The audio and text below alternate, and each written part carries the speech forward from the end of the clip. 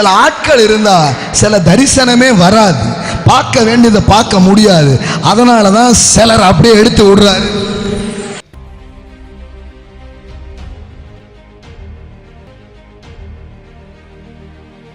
போனவங்களை பத்தி வருத்தப்படக்கூடாது. போயிட்டாங்களா, போய் தோத்திரம். பிரிந்த பின்பு கத்தர்.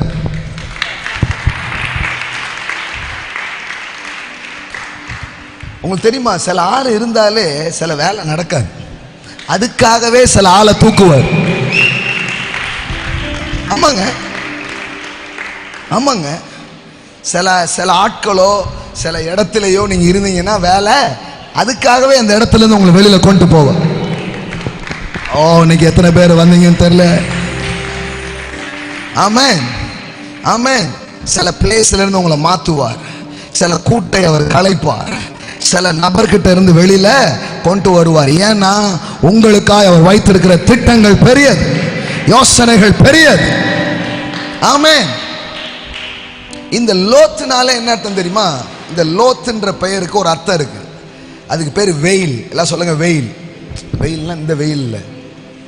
என்ன ஸ்பெல்லிங்? VEIN. எல்லா வெயில். வெயில்னா திரை. எல்லாம் சொல்லுங்க, திரை. திரை புரியுதா? வெயில்னா என்னது? திரை. இந்த திரை இருந்தா எதுவுமே தெரியாது. இந்த திரை விலகுனா எல்லாம் தெரியும். சில ஆட்கள் இருந்தா சில தரிசனமே வராது, பார்க்க வேண்டியதை பார்க்க முடியாது. அதனாலதான் சிலர் அப்படியே எடுத்து விடுறாரு.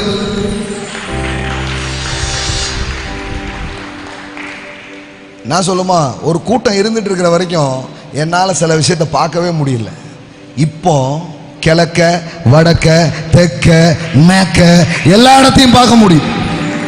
இப்ப சென்னையில, கோயம்புத்தூர்ல, திருப்பூர்ல, ஈரோட்டுல, எல்லா ஊர்களிலேயும் திரும்பும் திசையெல்லாம் தேவனுடைய காரியத்தை செய்ய முடியும்.